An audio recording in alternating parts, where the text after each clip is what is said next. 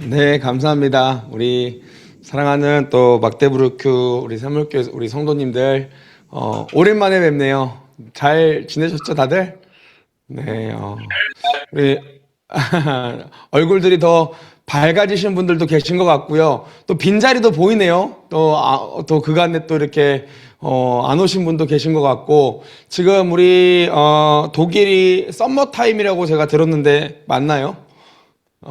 그래서 좀 일찍 예배를 이렇게 드리는 것 같습니다. 한국은 진짜 이제 썸머가 오고 있습니다. 그래서 굉장히 더워지고 있고 또 굉장히 날이 이제 아주 쨍해지고 있습니다.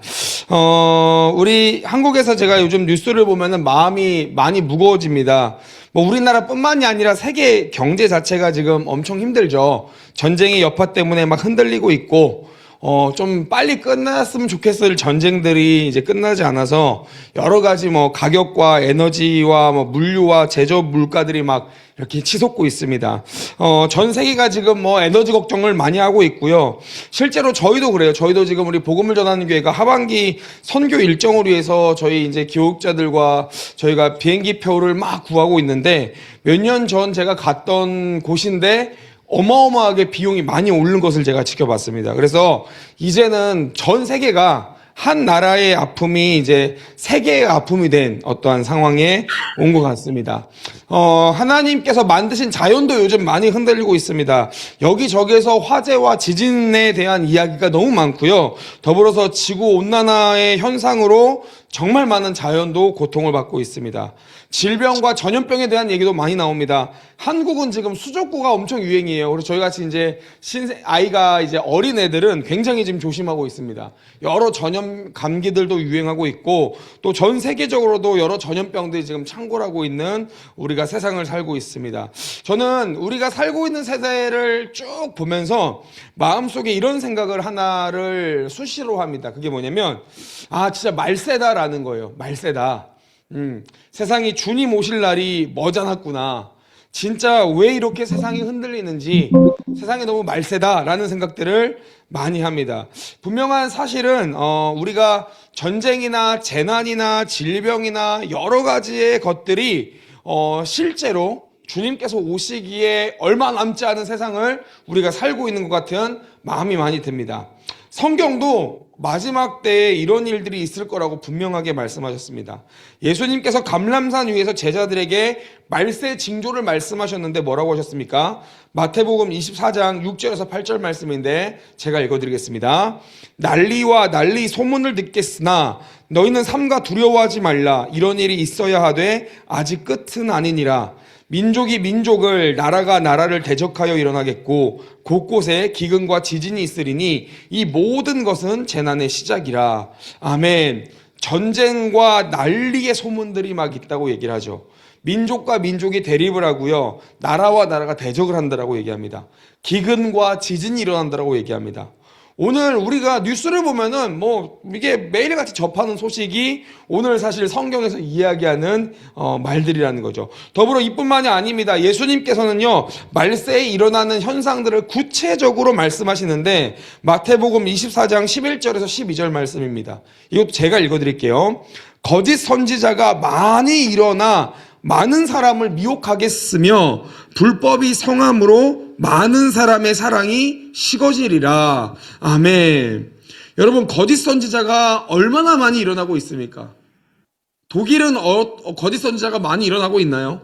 저희 대한민국 한정만 해도요 하나님과 재림 예수님과 성령님이 얼마나 많은지 몰라요.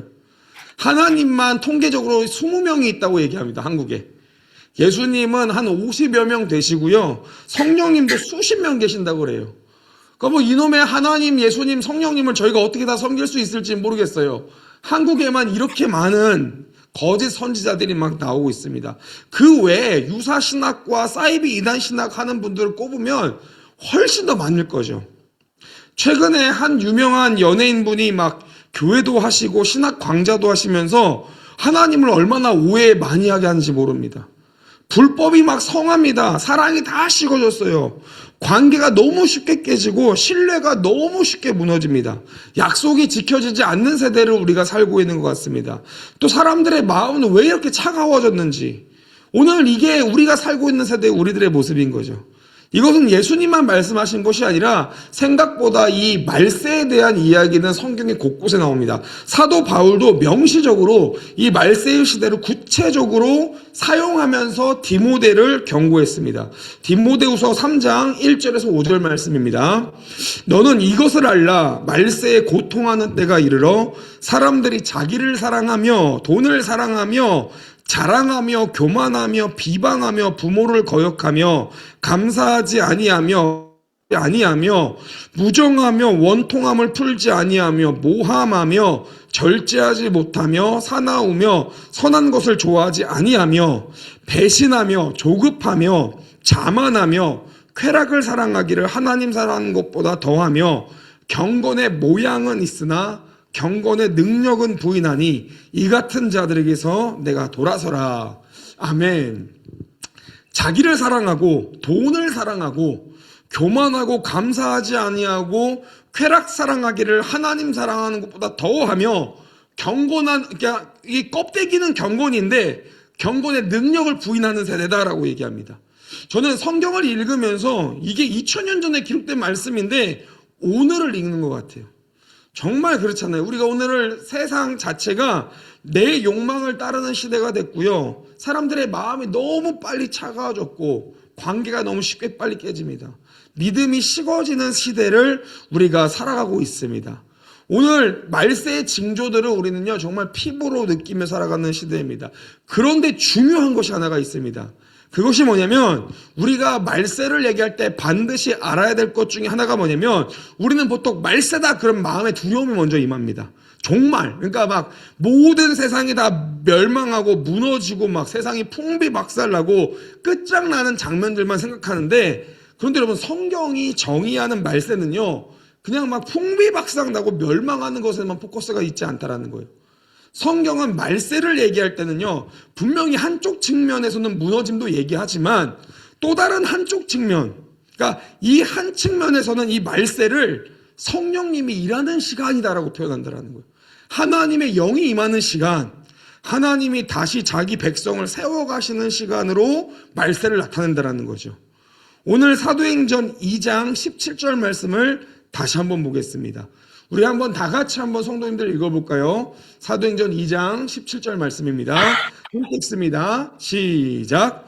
하나님이 말씀하시기를 말세에 내가 내 영을 모든 육체에게 부어주리니 너희의 자녀들은 깨어날 것이요 너희의 젊은이들은 환상을 보고 너희의 늙은이들은 꿈을 꾸리라.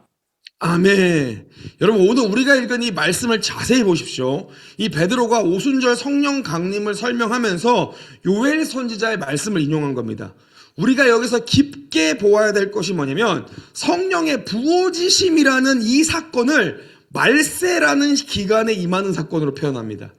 그러니까 성경이 이야기하는 말세는 막 무너지고 부서지는 시간이 아니라 끝처럼 보이는 시대에 하나님의 성령이 막 임해서 새해를 시작하는 세대로 지금 설명을 하고 있다는 거예요.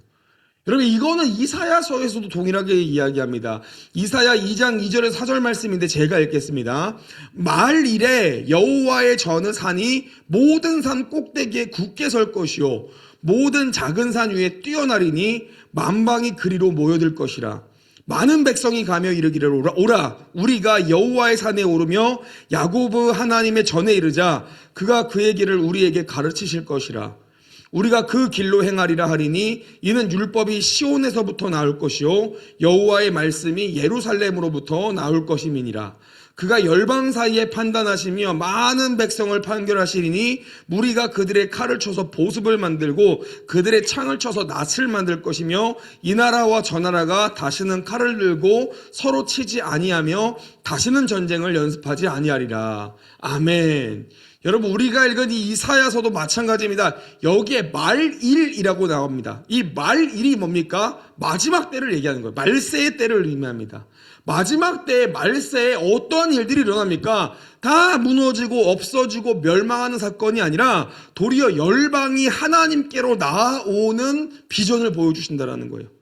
주님이 승리하시는 일들을 명시적으로 보여주신다는 겁니다. 여러분 오늘 말세를 살아가는 우리들에게 이게 너무나도 중요한 인사이트입니다. 지금 말세인 이 시대가 전쟁과 기근과 질병과 아픔의 곳곳에서 일어나는 것만큼 그만큼 세계 곳곳에서 지금 복음이 흥왕하고 있습니다. 다시 부흥이 일어날 준비들이 일어나고요. 예배가 살아나고요. 선교가 살아나고요. 여기저기에서 복음 전파가 왕성하게 일어나고 있는 거죠. 저는 제가 난민 사역을 참 많이 갑니다. 얼마 전에도 제가 안타깝게 우리 막데부르크 교회를 방문하진 못했지만 제가 2주 가까이 핀란드와 에스토니아에서 우크라이나 난민 사역들을 돕고 왔습니다. 그리고 저는 이집트에 있는 수단 난민들, 더불어서 이제 올 11월 달에는 우리 이용규 선교사님이라고 내려놓음이라는 책을 쓴 우리 선교사님이 계신 우리 또 그 자카르타에 가서 또 함께 이 사역들을 섬기는데, 저에게 자꾸 난민들에게 왜 가시냐고 여쭙는 분들이 계세요. 저는 물론 선교적인 사명을 감당하려고도 가지만 사실은 제가 보는 난민 사역이 딱 이것 같아요. 말세적인 장소처럼 느껴집니다. 한쪽은 다 무너졌어요. 그들의 삶이 다 쫓겨나고요, 피폐해지고요, 전쟁 때문에 막 사람이 죽고요, 난민들로 인해서 다 폐허가 됐습니다. 그런데 그렇게 쫓겨온 우크라이나인들이 유럽에서 뭘 하냐면 유럽 사회에 교회를 짓기 시작하고요, 복음을 전하기 시작하고요, 노방전도를 다니기 시작하고요, 유럽 사회의 실제적인 통계 지표를 보면 복음화율이 올라갔다라는 통계 지표가 보여지는데, 그 중추적인 기점을 하는 곳이 누구냐면 이 우크라이나 난민들인 거예요. 유럽 곳곳에 복음 전도하고 예배하고 소모임들로 또 여러 가지의 어떠한 이 교회 사명들로 우크라이나 난민들을 통해서 복음들이 막 흥황해지는 거예요. 본인들의 막 고백이 그렇습니다. 우리는 쫓겨난 자가 아니라 복음을 전하기 위해서 보내심을 받은 자다, 이런 정체성 가지고요, 얼마나 목숨을 걸고 예배하고 복음 전하는지 모릅니다. 저는 이러한 장면들을 통해서 저는 그분들을 통해서 부흥을 봅니다. 말세라고 얘기하는데 다 무너지고 망가지고 다 아무것도 없어 보이는 그들이 지금 유럽 사회의 풍족한 시대 가운데 하나님을 찾지 않는 이들한테 나아가서 복음을 전하고, 수단에 있는 그 난민들이 무슬림권에 아무도 복음 전하지 못하는 그곳에 핍박받으면서 복음을 전하고 있고, 저는 그것을 보면서 오늘 우리가 이 말세라는 시간을 살아가는 우리가 무엇에 매진해야 되는가를 스스로에게 좀 질문을 던지고 싶습니다. 이거는 생업을 다 떠나서 일을 다 등지고 가라는 게 아닙니다. 오늘 우리는 이 말세라는 이 시간을 살아가면서 정확하게 부어지고 내려지는 이 이중적인 현상 앞에서 우리는 어디에 집중하고 있냐라는 거예요. 그래서 오늘 말씀은요, 사실상 이 세대를 향하고 막 세상을 향한 어떤 엄청 큰 거시적인 말씀에만 그치지 않고요, 오늘 우리들의 삶에도 적용이 돼야 되는 말씀입니다. 우리는 말세라고 하면 자꾸 세대의 종말만 생각하는데, 작게는 우리들의 삶에도 사실은 말세처럼 느껴지는 자리가 있다는 거죠. 말세적인 의미를 가진 자리가 있습니다. 내가 끝났다고 포기한 지점들이 있습니다. 더 이상 손을 놓아버린 지점들이 있어요. 이게 내가 신경 쓸 수 없을 만큼 이미 무너지고 끝났다라고 느껴진 자리가 있습니다. 내가 기도해도 뭐가 달라지냐, 내 마음 자체가 이미 멸망한 것처럼 이미 굳어진 자리가 있다는 거예요. 너무 무너짐이 많다 보면 이게 이제는 기대조차 나오지 않거든요. 마음을 굳게 닫아버린 자리가 있다는 거예요. 이게 오늘 말씀에서 이야기하는 말세적인 의미를 가진 자리인 거죠. 물론 오늘 본문 말씀이 이야기하는 말세는요, 분명하게 이 원뜻을 바꾸자라는 얘기가 아닙니다. 구속사적으로 성령님이 부어지는 마지막 시대를 얘기하지만, 그러나 세대로만 적용하지 말고 내 내면 안에서 일어나는 우리들의 삶에도 한번 적용해 보자는 거죠. 분명하게 우리 하나님은 말세에 성령을 부으시는 것처럼 오늘 우리들의 삶에서 끝처럼 보이는 그 자리에 성령님을 부으시고 포기한 사람을 다시 일으켜 세우시고 다시 말씀하게 하시는 분이라는 거죠. 미래를 잃은 사람에게 다시 하나님의 꿈을 보게 하시는 분이라는 겁니다. 그래서 오늘 말씀이 우리 가운데 특별합니다.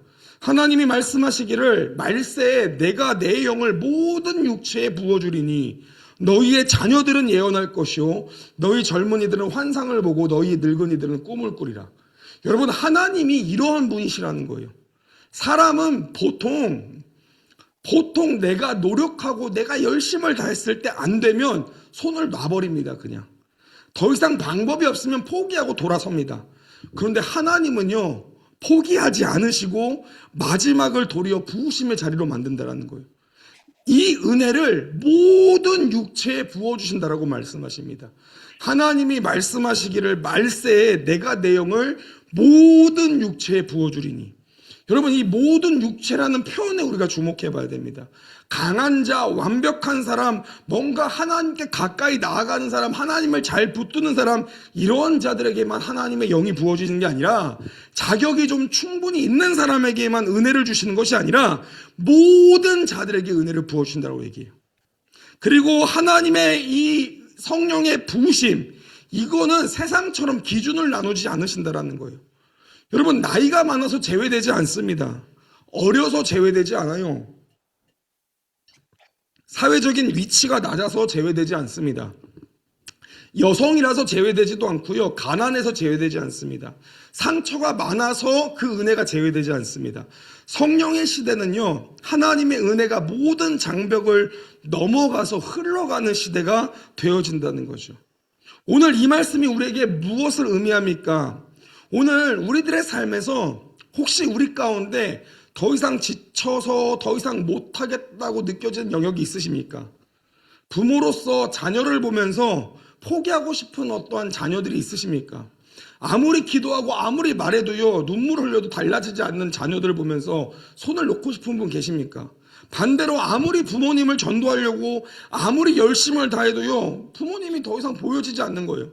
주님께 돌아올 방법이 없습니다. 혹은 내 배우자가 그렇습니다. 혹은 내 직장이 그렇습니다. 도저히 내 마음 가운데는 말세적인 의미를 가지고 이미 끝났다라고 바라보는 그 영역들이 있습니까? 여러분, 그곳에 하나님의 영이 임하신다라는 거예요. 우리가 끝났다고 느껴지는 그 자리에 하나님은 성령의 시작점으로 여기신다라는 겁니다. 이것이 말세에 영을 부으시는 하나님의 방식입니다. 끝이 아니라 그곳에서 하나님이 내일을 시작하겠다 말씀하시는 거예요. 에스겔을 통해서 마른 뼈가 살아나는 것을 보여주시면 하나님이시고, 모든 것이 실패해서 자신의 생업으로 돌아간 베드로를 다시 부르신 하나님이고요. 절대로 안 변할 것 같았던 그 완고한 사도 바울조차 복음의 증인으로 바꾸신 하나님이십니다. 주님은 오늘 우리들의 마지막 자리를 하나님의 영이 임하는 자리로 바꾸시는 하나님이십니다. 그래서 오늘 우리들의 마음에 포기하시면 안 되는 거예요. 언제 어떻게 하나님의 영이 임할지 모릅니다. 우리는 언제나 이 소망적인, 그리스도로 말미암은 소망적인 시선으로 우리의 삶 가운데 보여지는 말세적인 의미를 지닌 자리를 바라봐야 되는 겁니다. 주님이 임하시는 거예요. 그러면 우리가 물어봅니다. 주님이 부어주시는 그 영이 우리의 가운데 임하면 어떻게 일하십니까? 오늘 본문 말씀을 보면은 성령님의 일하심은 크게 두 가지의 모습으로 나타납니다. 첫째는 성령님은 포기한 사람의 입을 열어서 다시 말씀하게 하신다라는 거예요. 자, 우리 오늘 본문 말씀을 우리 성도님들 다시 한번 고백하겠습니다. 사도행전 2장 17절 말씀 함께 읽어보겠습니다. 우리 함께 읽습니다. 시작. 하나님이 말씀하시기를 말세에 내가 내 영을 모든 육체에 부어주리니 너희의 자녀들은 깨어날 것이요 너희의 젊은이들은 환상을 보고 너희의 늙은이들은 꿈을 꾸리라. 아멘. 오늘 말씀은 성령이 부어지면요, 자녀들이 예언할 것이라고 얘기합니다.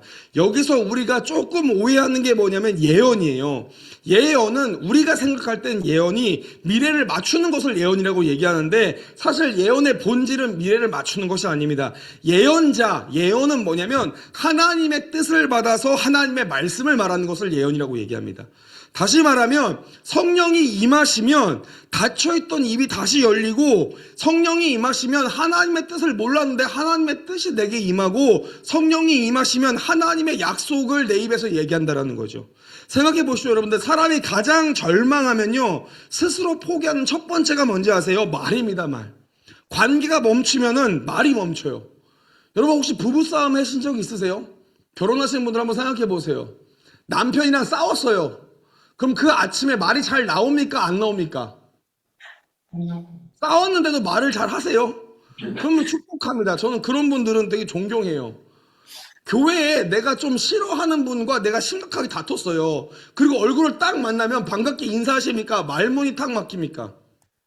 말문이 막히죠. 직장에서 내가 싫어하는 분을 딱 만나면요, 막 우리가 막 대화가 풍성해집니까? 말문이 막힙니까? 말문이 막히죠. 관계가 막히면 말이 멈추는 겁니다. 여러분, 마찬가지입니다. 우리도 오늘 신앙생활 한다고 얘기하는데 하나님과 나 사이에 뭔가 서운한 게 있으면 하나님 앞에서 믿음의 고백이 사라집니다.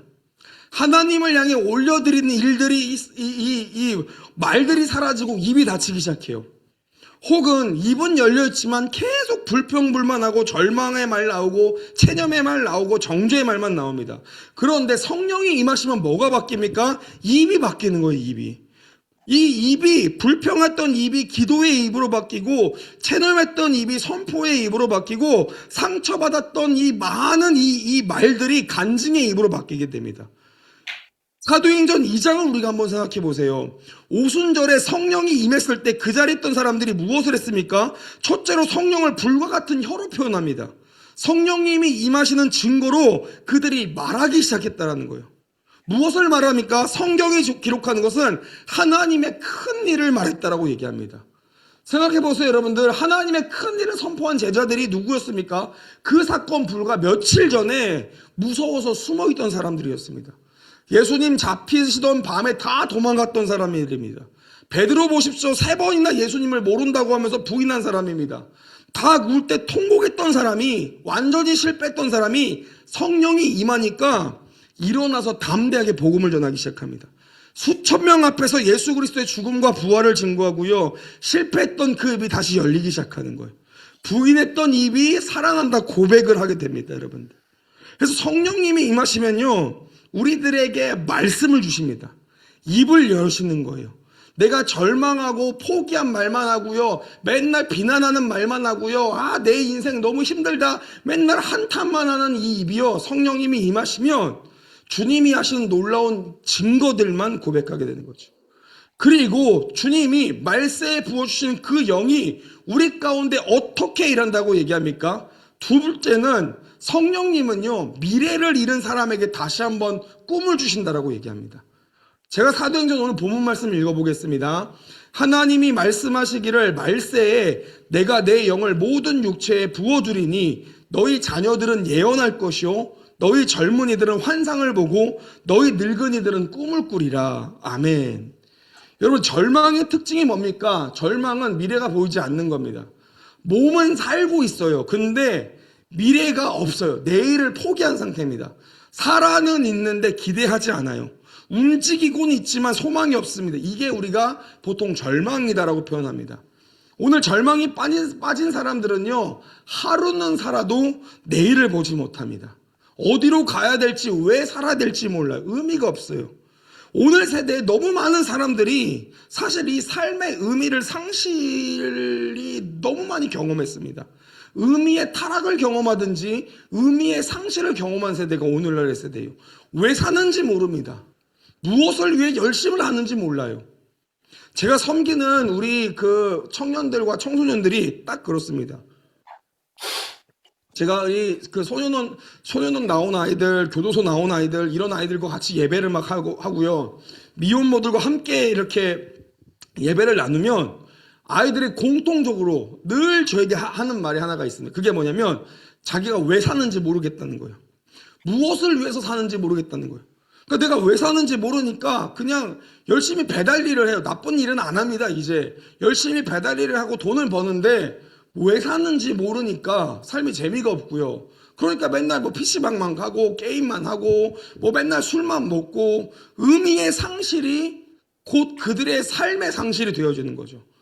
그런데 성경을 보면 놀랍게도 복음이 한 사람의 마음에 임하면 나타나는 공통적인 특징 중에 하나가 뭡니까? 그가 회개하고 돌이켜 오면 삶의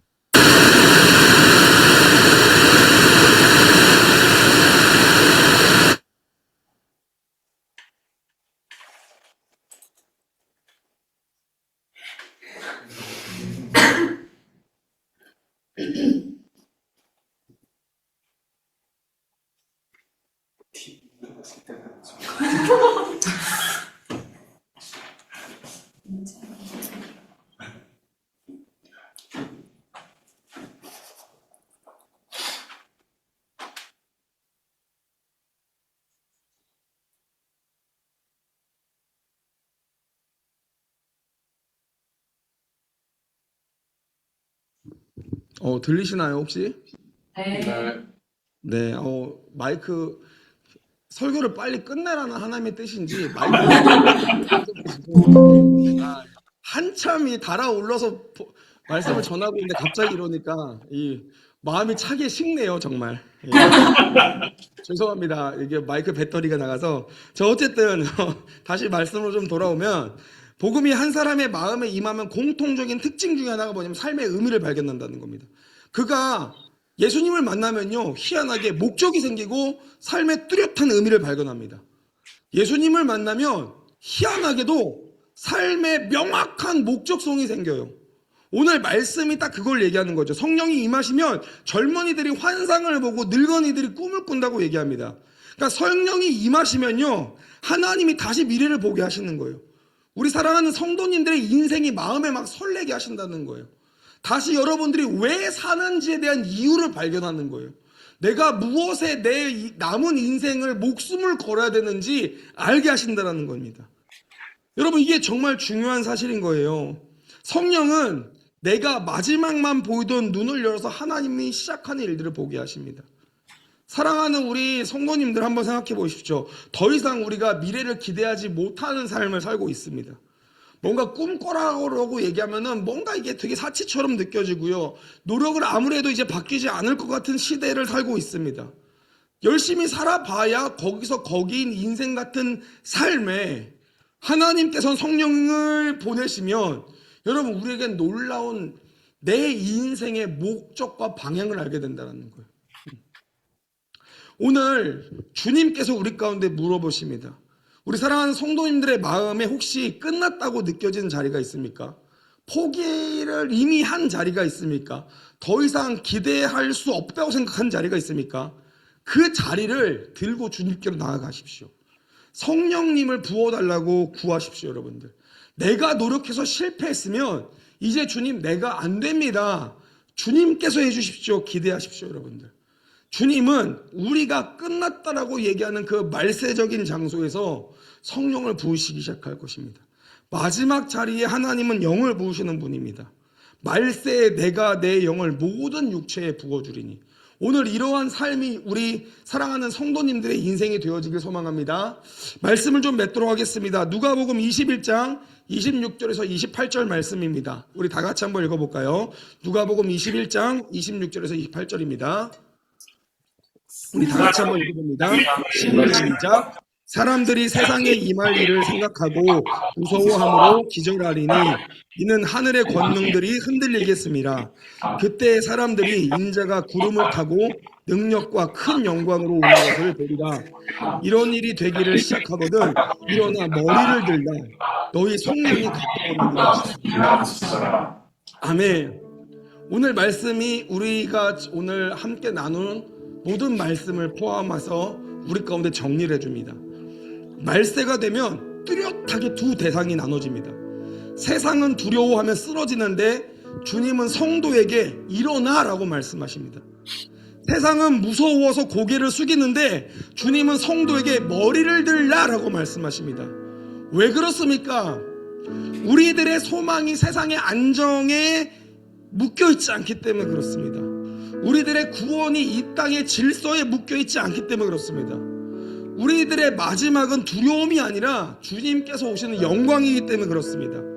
오늘 우리 사랑하는 성도님들이 결단해야 될 것이 이것입니다. 여러분들, 세상의 여러 두렵고 무너지고 넘어지게 하는 소식 앞에서 여러분 오늘 우리가 주저하지 않겠다라는 고백을 드리는 거예요. 내가 끝났다고 느껴지는 그 자리에 주님 내가 고개 숙이고 있지 않겠습니다.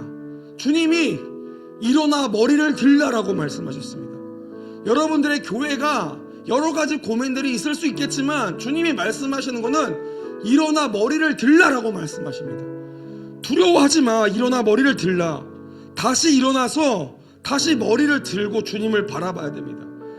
가정이 흔들릴 때도 있고요. 마음이 흔들릴 때도 있고요. 교회가 흔들릴 때도 있습니다. 미래가 흔들릴 때도 있습니다. 그러나 세상은 다 무너진 것처럼 여기지만 주님은 구원이 가까이 오고 있다고 말씀하십니다. 머리를 들고 주님을 바라보십시오. 여러분들, 주께 나아가십시오. 그러면 마지막에 임하시는 하나님의 영광을 우리가 보게 될 것입니다. 믿으십니까?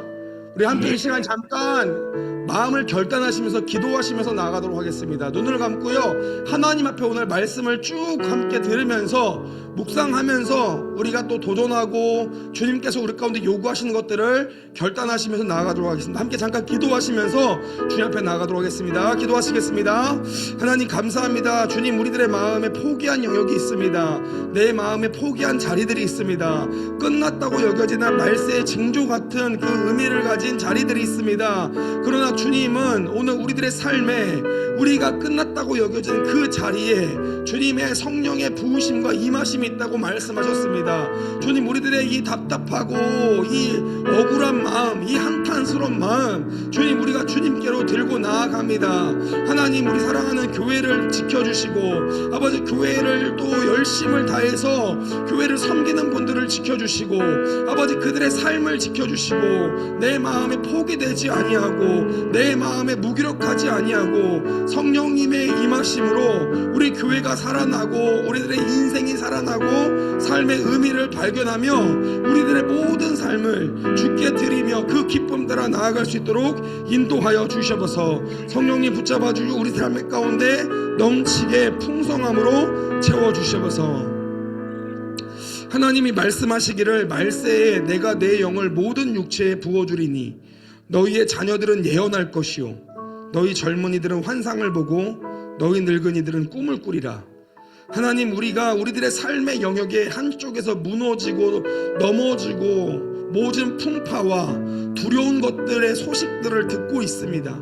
주님, 우리들의 삶의 한쪽의 영역은요 여전히 무너지고 황폐하고 폐허된 것들을 지켜봅니다. 그러나 한쪽에서는 하나님의 그 충만한 은혜가 부어지고 있고 한 영역에서는 정말 성령님의 역사하심과 일하심이 복음이 흥왕케 되는 일들을 지켜봅니다. 이 정확하게 부어지는 이중적인 사건 앞에 우리가 무엇을 보고 있습니까? 무엇을 선택하고 있습니까? 우리들의 삶이 하나님의 영을 따라 살게 하여 주셔서 그리하여서 우리 교회가 살아나게 하여 주시고 우리 가정이 살아나게 하시고 우리들의 인생의 참 의미가 발견되어 내 삶이 주님께 매진할 수 있도록 인도하여 주셔서 모든 삶을 주께 드립니다. 감사하며 살아계신 예수 그리스도의 이름으로 기도합니다. 아멘. 우리 이 시간 함께 삶을 결단하면서 우리 십자가 길 순교자의 삶 함께 찬양하도록 하겠습니다. 우리 이 시간 삶을 결단하시면서 주님 앞에 고백하며 나아가도록 하겠습니다. 함께 고백합니다. 하나님의 사랑이 하나님의 사랑이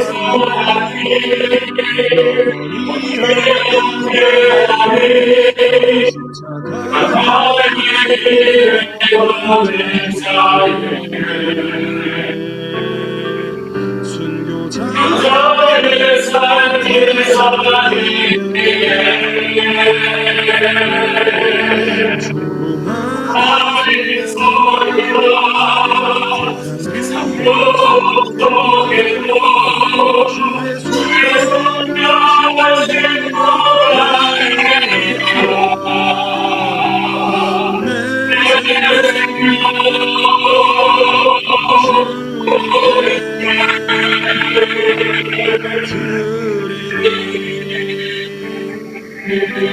함께 이 시간 헌금기도와 축도로 모든 예배 마치겠습니다.